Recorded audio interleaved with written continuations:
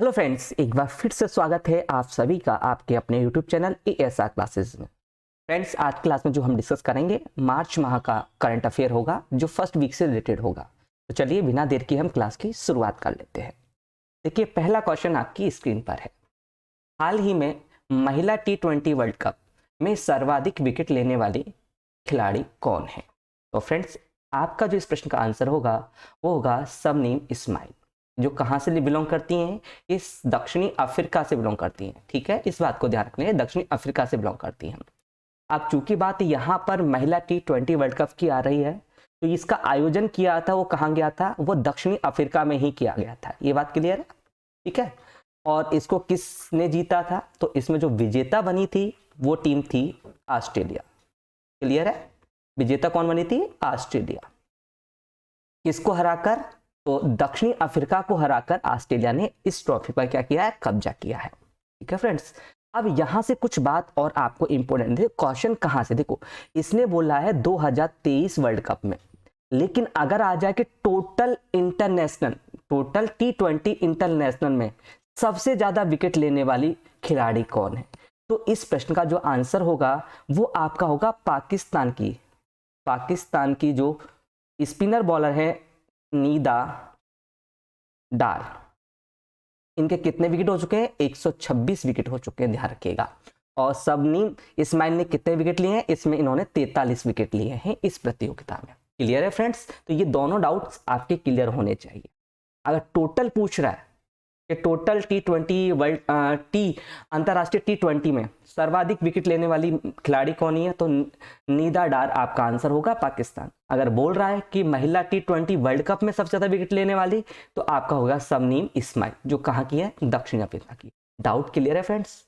चलिए अगले क्वेश्चन को मूव करते हैं। क्वेश्चन नंबर 2 आपकी स्क्रीन। क्वेश्चन नंबर 2 क्या कह रहा है?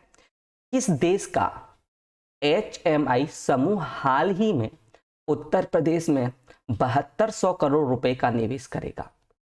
तो फ्रेंड्स, इसका आंसर होगा जापान। अगर HMI की फुल फॉर्म की पूछी जाए तो ह्यूमन मशीन इंटरफेस। ठीक है, अब बात करते हैं जापान। तो देखो, जापान की राजधानी क्या है? टोक्यो। ठीक है, और इसकी मुद्रा क्या है? कभी कभी इसकी मुद्रा हो जाती है एन।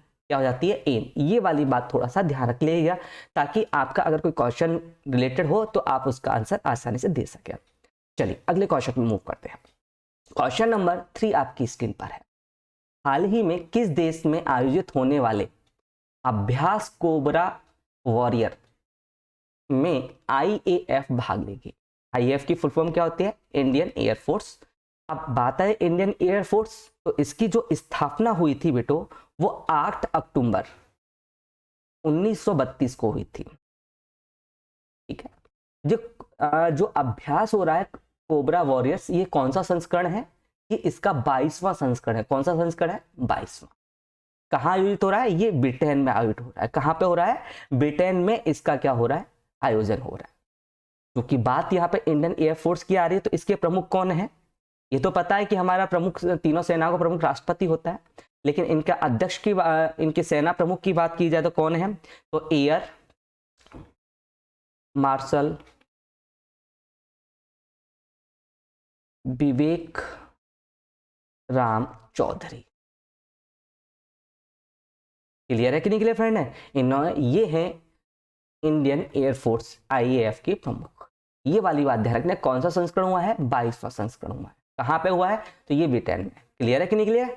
चलिए अगले प्रश्न की ओर मूव करते हैं। अगला प्रश्न हमारा कहाँ? अच्छा, इसका इंडियन एयरफोर्स का मुख्यालय कहाँ है? तो इसका हो जाएगा नई दिल्ली। नई दिल्ली में इसका क्या है? हेडक्वार्टर है। इस बात को भी थोड़ा सा ध्यान रखिएगा। चलिए स्थान। अगला क्वेश्चन, क्वेश्चन नंबर 4 आपकी स्क्रीन पर है। नासा ने हाल ही में किस महिला को पहली बार एजेंसी की विज्ञान प्रमुख के रूप में नियुक्त किया है? बहुत इंपॉर्टेंट क्वेश्चन है।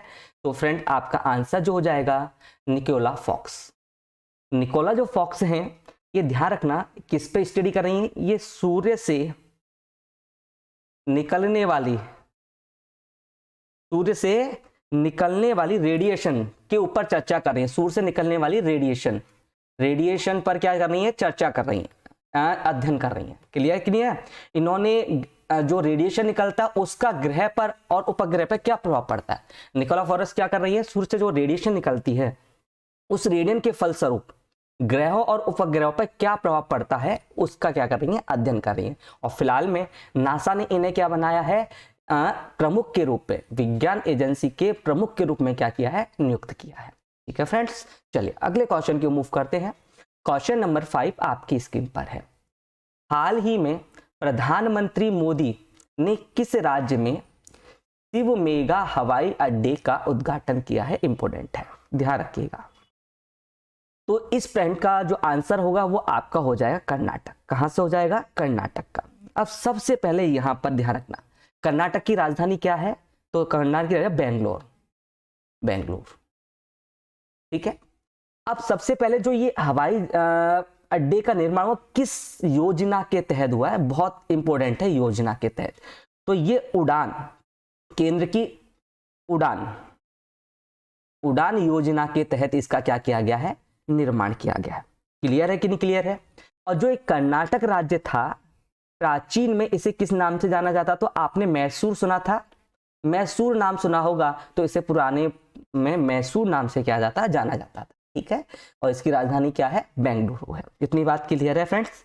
चलिए अगले क्वेश्चन की मूव करते हैं। क्वेश्चन नंबर 6 आपकी स्क्रीन पर है। किस कंपनी ने हाल ही में अपना नया लोगो अपडेट किया है, तो ये क्या है, नोकिया ने। कहाँ के, नोकिया ने किया है। अब नोकिया का नया लोगो इस तरह का आपको दिखेगा, पहले नोकिया लिखा हुआ था सिंपल, अब इस तरह से आपको दिखेगा। ठीक है, अब बात आ रही नोकिया। अच्छा, नोकिया का किस देश की कंपनी है, तो आपकी यहां पे हो जाएगी फिनलैंड। ठीक है, इसका जो हेडक्वार्टर यानी मुख्यालय कहां पर है, तो इसका जो मुख्यालय वो एस्प्रो में है। ठीक है, इसके जो सीईओ, जो प्रेजेंट में सीईओ है वो कौन है, पेक्का लुंडमार्क, ये इसके क्या है, सीईओ है। इस बात को थोड़ा सा ध्यान रखिएगा, कभी कभी क्वेश्चन आपसे सीईओ से रिलेटेड भी पूछा जा सकता है। ठीक है फ्रेंड्स, चलिए अगले क्वेश्चन की मूव करते हैं। क्वेश्चन नंबर 7 आपकी स्क्रीन पर है, इंपॉर्टेंट है, थोड़ा ध्यान से। हाल ही में कतर ओपन टेनिस 2023 का टाइटल किस खिलाड़ी ने जीता है, तो फ्रेंड्स आपका उत्तर आपके सामने है। डेनियल मेदवेदेव ने क्या जीता है, ये टाइटल जीता है। क्लियर है कि नहीं क्लियर है। ये कहां से है, ये आज रूस से बिलोंग करते हैं। कहां से, रूस से बिलोंग करते हैं, और ये इनका एकल 17वां खिताब है। कौन सा है, 17वां खिताब। क्लियर है फ्रेंड्स। चलिए अगले क्वेश्चन की मूव करते हैं। क्वेश्चन नंबर 8 आपकी स्क्रीन पर है। राज्य के मुख्यमंत्री ने पूर्वोत्तर के पहले संपीड़न बायोगैस संयंत्र का अनावरण कहां किया है। ध्यान रखना, पूर्वोत्तर के पहले पूछ रहा है, तो यहां पर जो आपका आंसर होगा वो होगा असम। अब यहां राज्य के मुख्यमंत्री पूछा है, तो असम के मुख्यमंत्री कौन है, तो हेमंत विश्वा शर्मा। ये क्या है, असम के क्या है, मुख्यमंत्री, जिन्होंने पहले संपीड़न बायोगैस संयंत्र का क्या किया है, अनावरण किया है। अच्छा, कहां किया है, तो ये किया है कामरूप जिले में, सोनापुर में। कानपुर जिले के कहां पर है, सोनापुर में। ये पूर्वोत्तर का क्या है, पहला है। क्लियर है कि नहीं क्लियर है। अच्छा, यहां असम, और असम की अगर मैं राजधानी आपसे पूछूं तो हो जाएगी दिसपुर। असम की राजधानी क्या है, दिसपुर है। क्लियर है फ्रेंड्स, ये सारे डाउट्स आपको क्लियर हो चाहिए, आप एक साथ करते जाइए। ठीक है, एनी डाउट। और अगर मैं भारत का पहला पूछता, तो देखो यहां तो पूर्वोत्तर का पूछा है, अगर आपसे भारत का पूछा जाता कि भारत का पहला संपीड़न बायोगैस संयंत्र कहां लगा था, तो ये लगा था 13 अगस्त 2016 को। कहां, पुणे महाराष्ट्र में, इस बात को भी थोड़ा सा ध्यान रख लीजिएगा। ठीक है फ्रेंड्स, चलिए अगले क्वेश्चन की मूव करते हैं। क्वेश्चन नंबर 9 आपकी स्क्रीन पर है। हाल ही में Spanish para badminton international tournament में किस खिलाड़ी ने मेंस सिंगल इवेंट में सिल्वर मेडल जीता है, तो आपका आंसर हो जाएगा प्रमोद भगत। ये भारत के, ध्यान रखिएगा। ठीक है, इसलिए यहां पर ये सिल्वर की बात कर रही है, वरना यहां पे क्या करता है, गोल्ड की बात करती है। क्लियर है कि नहीं क्लियर है? अब यहां पर दो बातें आपको याद रखनी है, वो क्या क्या देखिएगा। यहां पर ये कहां पर आयोजन किया था? तो ये स्पेन के विक्टोरिया, स्पेन के कहां पर? विक्टोरिया शहर में आयोजन किया था। ठीक है, इस बात को ध्यान रखिएगा। अब यहां पर पहली बात आपको क्या है, प्रमोद ने 2 खिताब जीते हैं, एक तो सिंगल में जीता है और एक युगल में जीता है। तो प्रमोद भगत व सुकांत कदम, इन दोनों ने मिलकर युगल में गोल्ड जीता है। ठीक है, और प्रमोद भगत ने सिंगल में क्या जीता है? सिल्वर जीता है। क्लियर है कि नहीं क्लियर है? बोलो है ना। अगर प्रमोद ने सिंगल जीता है, फिर गोल्ड किसने जीता है? तो जीता है डैनियल बैथले ने क्या जीता है? गोल्ड जीता है सिंगल में। क्लियर है कि नहीं क्लियर है? Any doubt? तो इतनी बात ध्यान रख लेना, प्रमोद भगत और सुकांत कदम ने गोल्ड जीता है युगल में जोड़ी ने, और प्रमोद ने सिंगल में क्या जीता है? सिल्वर जीता है, और डैनियल बैथेल ने क्या जीता है? यहां पर गोल्ड जीता है सिंगल में।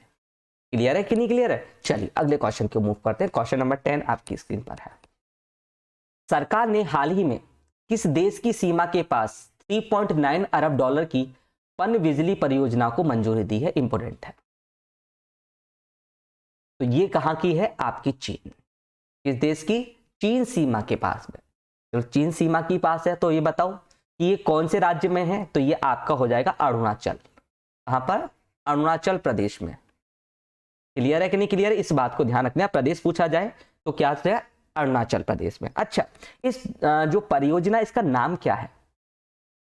इसका नाम क्या है? तो इसका नाम है दिबांग जल विद्युत परियोजना। क्लियर है कि नहीं क्लियर? फिर इतना ध्यान रखना, जो कितने वो मेगावाट की रहेगी? तो 2880 मेगावाट की बिजली क्या करेगा? उत्पादन करेगा। क्लियर है कि नहीं? इतना आपको ध्यान होना चाहिए। चलिए अगले क्वेश्चन क्यों मूव करते हैं। क्वेश्चन नंबर 11 आपकी इस पर, हाल ही में कौन दूसरे B20 कार्यक्रम की मेजबानी कर रहा है? कौन सा? तो आपका यहां पे हो जाएगा आयोजन। आइजोल जो है किसकी राजधानी है? मिजोरम की राजधानी। वो क्या कर रहा है? B20 कार्यक्रम के दूसरे कार्यक्रम की क्या कर रहा है? मेजबानी कर रहा है। क्लियर है कि नहीं क्लियर है फ्रेंड्स? चलिए अगले क्वेश्चन को मूव करते हैं। क्वेश्चन नंबर 12 आपकी इस पे, बोला टिनुबू को हाल ही में किस देश के राष्ट्रपति के रूप में चुना गया है? तो आपके इस फ्रेंड का आंसर होगा, वो होगा नाइजीरिया। अब नाइजीरिया की बात की जाए आपसे, तो देखो यह नाइजीरिया की जो राजधानी है, इसकी जो राजधानी है वो अंबुजा। और इसकी अगर मुद्रा की बात की जाए तो मुद्रा कौन सी है? तो इसकी नायरा क्या है? इसकी मुद्रा है। ठीक है फ्रेंड्स, चल अगले क्वेश्चन को मूव करते हैं। क्वेश्चन नंबर 13 आपकी स्क्रीन पर है। हाल ही में अंतरराष्ट्रीय बाजा वर्ष पर एक मल्टीमीडिया प्रदर्शनी का आयोजन कहां किया गया है? तो इस प्रश्न का जो आंसर होगा वो होगा गोवा। कहां पर होगा? गोवा पर किया गया, जिसकी राजधानी क्या है? पणजी। ठीक है, और इसके सीएम कौन है? प्रमोद सावंत। ठीक है फ्रेंड्स, एनी किसी को कोई परेशानी है तो प्लीज मुझे बता दो। चलो अगले क्वेश्चन की मूव करते हैं। क्वेश्चन नंबर 14 आपकी स्क्रीन पर है। किस देश की प्रधानमंत्री हाल ही में 8वें रायसीना डायलॉग में मुख्य रूप से अतिथि होंगी? तो ये आपका होगा इटली की। कौन सी? इटली की। क्लियर है कि नहीं है? अब यहां पर एक बात है, रायसीना डायलॉग क्या होता है?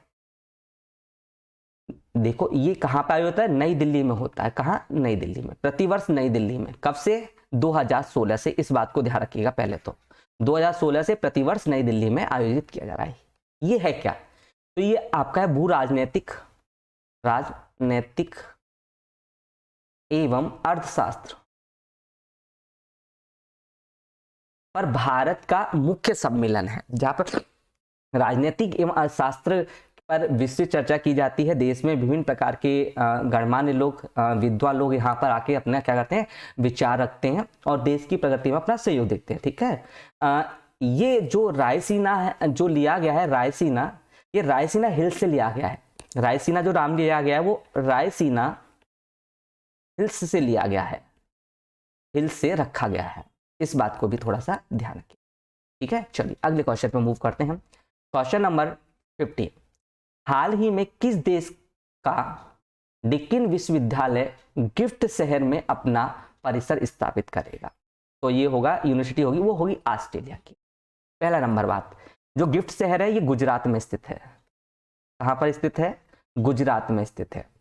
और ये ऑस्ट्रेलिया जो डिक्कन है विश्वविद्यालय भारत में अपना कैंपस स्थापित करने वाला पहला अंतरराष्ट्रीय विश्वविद्यालय होगा, जिसका खुद का क्या होगा, अपना कैंपस होगा। इसका भी थोड़ा ध्यान रखिएगा। और कहां पर? गुजरात के गिफ्ट शहर में। क्लियर है क्लियर फ्रेंड्स? चलिए अगले क्वेश्चन की ओर मूव करते हैं। Question number 16। क्वेश्चन नंबर 16 क्या है? हाल ही में पीआईबी का प्रधान महानिर्देशक किसे नियुक्त किया गया है? तो आपका आंसर है राजेश मल्होत्रा। अब देखिएगा, जो पीआईबी है इसका जो कहाँ रखा गया है, आपको जो निर्देशक नियुक्त किया गया है वो राजेश शुक्ला को किया गया है। क्लियर है फ्रेंड्स? इसका मुख्यालय जो है वो कहां पर है? इसका मुख्यालय है वो है नई दिल्ली। ठीक है, ये राष्ट्रीय मीडिया केंद्र के नाम से आता है, राष्ट्रीय मीडिया केंद्र के नाम से जाना जाता है, जिसका कार्यभार किसके पास है? राजवर्धन सिंह राठौर। राजवर्धन सिंह राठौर के पास स्वतंत्र प्रभार है इस मंत्रालय का। ठीक है, इसकी जो गठन किया गया था वो 1919 में किया गया था। इस बात को भी थोड़ा सा जानकारी में रखिएगा। अगले क्वेश्चन की ओर हम मूव करें। क्वेश्चन नंबर 17 आपकी स्क्रीन पर है। हाल ही में नेशनल बैडमिंटन चैंपियनशिप का महिला एकल खिताब किसने जीता है? तो ये जीता है आपकी 18 साल की अनुपमा उपाध्याय। क्लियर है कि नहीं है? और अगर या मेंस की बात हो जाए कि मेंस में एकल खिताब किसने जीता है, तो वो आ जाएगा मिथुन मंजुनाथ ने क्या जीता है? मेंस एकल। और महिला एकल किसने जीता है? अनुपमा उपाध्याय। क्लियर है कि नहीं फ्रेंड्स? चलिए अगले क्वेश्चन की मूव करते हैं। क्वेश्चन नंबर 18, संयुक्त राष्ट्र की रिपोर्ट के अनुसार किस देश में 83.7% यूरेनियम के कण पाए गए हैं? बहुत इंपॉर्टेंट क्वेश्चन है, थोड़ा ध्यान से दें।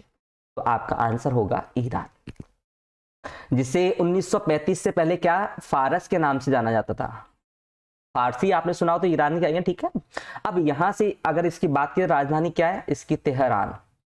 इसकी राजधानी क्या है? तेहरान है।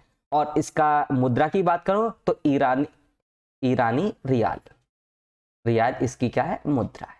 क्लियर है कि नहीं फ्रेंड्स? इस बात को थोड़ा सा ध्यान रख लीजिएगा। अगले क्वेश्चन की मूव करते हैं। क्वेश्चन नंबर 19, हाल ही में आई मोट डे की रिपोर्ट के अनुसार 2023 में भारत की जीडीपी वृद्धि दर कितने प्रतिशत रहने का अनुमान है? तो आपका आंसर होगा 5.5, और ये अभी की दृष्टि से बहुत अच्छी है। अगर जीडीपी की फुल फॉर्म करें तो सकल घरेलू उत्पादन, ग्रॉस डोमेस्टिक प्रोडक्ट। इस बात को थोड़ा सा ध्यान, कभी कभी यहां से फुल फॉर्म आपसे पूछी जा सकती है। अगले क्वेश्चन को मूव करते हैं। क्वेश्चन नंबर 20, किसने हाल ही में चंद्रमा मिशन के लिए अपने रॉकेट में क्रायोजेनिक इंजन का सफल परीक्षण किया है? तो ये है भारत का चांद, इसरो। भारत का चांद कौन है? इसरो ने इसका क्या किया है? परीक्षण किया। इसरो की full form the Indian space research organisation, भारतीय अंतरिक्ष अनुसंधान, जिसकी स्थापना कब की गई थी? 15 अगस्त 1969। क्लियर है? जिसके फिलहाल में जो अध्यक्ष हैं वो कौन है? Doctor S Somnath. क्लियर है फ्रेंड्स? अच्छा, इसका क्रायोजेनिक इंजन का नाम क्या है? तो इसका नाम है CE-20 के नाम से। CE-20 C-20 के इंजन के नाम से इसको जाना गया है। इसका नाम क्रायोजेनिक क्यों रखा गया? तो देखिए अरबी भाषा में अगर बात करूं, अरबी भाषा में जो यहाँ पर सॉरी अरबी नहीं ग्रीक करूं, ग्रीक भाषा में, अरबी नहीं ग्रीक भाषा में, ग्रीक भाषा में शब्द किरोस का अर्थ होता है, किरोस का अर्थ होता है ठंडा या ठंड, ठीक है, और जीन का अर्थ होता है जलना या गर्मी, जलना या गर्मी। तो इन दोनों के मेल को ही इसका क्या दिया है? क्रायोजेनिक नाम दिया गया है, क्योंकि अंतरिक्ष में ठंडा और गर्म दोनों पर इसको क्या किया गया है? टेस्ट दिया। तो फ्रेंड्स उम्मीद करूंगा जो ये चंद्रयान 3 में, ये इसका उपयोग कहाँ करेंगे? चंद्रयान 3 में करेंगे, चंद्रयान 3 में। और जो इसका परीक्षण कहाँ किया गया है? वो तमिलनाडु के महेंद्रगिरी में, तमिलनाडु के महेंद्रगिरी में। ठीक है फ्रेंड्स, तो उम्मीद करूँ फ्रेंड्स आपको क्लास समझ में आई होगी। जो बच्चे चैनल पर पहली बार आए हैं चैनल को सब्सक्राइब जरूर कर लें और ज़्यादा क्लास को शेयर करें। आज तबीयत थोड़ी लूज है, इस वजह से आपको इतना आउटपुट नहीं दे पा रहा हूँ। तो उम्मीद करूँगा आपको क्लास में ये यूजफुल रहेगी। All the best for your exams. Next class में फिर से होगी मुलाकात। Thank you so much.